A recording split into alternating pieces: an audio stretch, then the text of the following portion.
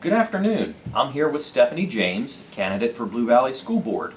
On behalf of the Johnson County Public Policy Council, thank you, Stephanie, for being here today. The Johnson County Public Policy Council is made up of 10 chambers of commerce in Johnson County. Our goal is to provide information about public policy issues impacting area businesses. Stephanie, you ready to get started? Sure. As a candidate, what are your top 3 policy issues? Well, here in the Blue Valley School District, we have a lot of great teachers, but I want to make sure that we are retaining those teachers with competitive salaries and providing more resources to their classrooms to make them the best teachers that they can be. Also, second issue that I'm campaigning on is the district needs to continue to provide more instruction to help students become ready for life. So this includes personal finance education, communication skills, and personal responsibility. Also, another issue that is important to me is just making the most of the money that we have. I want to make sure that the money being spent results in measurable and positive outcomes for our students.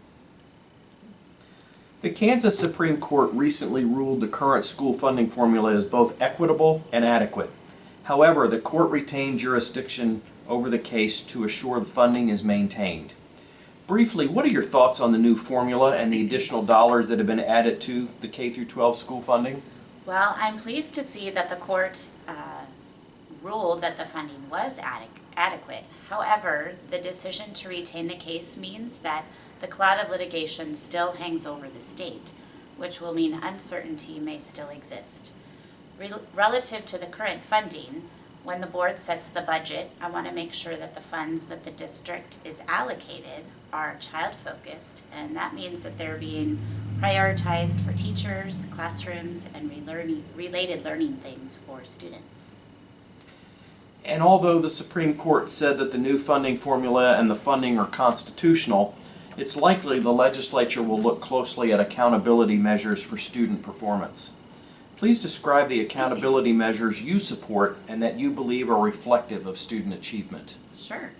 So I applaud any efforts to increase accountability, and that is not something that we should be afraid of. I think, though, that we should be prepared to demonstrate that funding is going to where it belongs, to teachers, classrooms, and related learning-focused activities. Essentially, we need to demonstrate that what we're doing is working, and I believe we can do that. Kansas is experiencing all-time low unemployment rates, and employers are struggling to find qualified workers, especially in technical and skilled trades. How do you see the Blue Valley School District helping to meet our business community's future workforce needs through technical education and training? Well, I believe that the district could continue to build relationships with community colleges and trade schools, and to offer high school students the opportunities to explore the technical and skilled trades before even graduating from high school. And Blue Valley is already starting some programs like that with Johnson County Community College. So that is great. But as a district, we also need to realize that not every high school graduate needs to go to a traditional 4-year institution right away.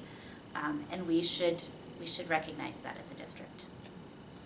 And other than funding, what do you think is the greatest challenge facing the district? Just making sure that we're meeting the needs of the students, not just academically, but helping them to navigate and prepare for real-world experiences and problems. Well, Stephanie, as we wrap up, just tell us, why are you seeking public office? Well, I've been very involved in the Blue Valley District for the last 11 years since my kids have been in school, and I've learned that the district is doing a lot of things really well. But I just want to make sure that continues, and that also that we're respecting Blue Valley taxpayers and patrons. Well, we appreciate your time this afternoon, and we wish you the best of luck with your election. Thank you.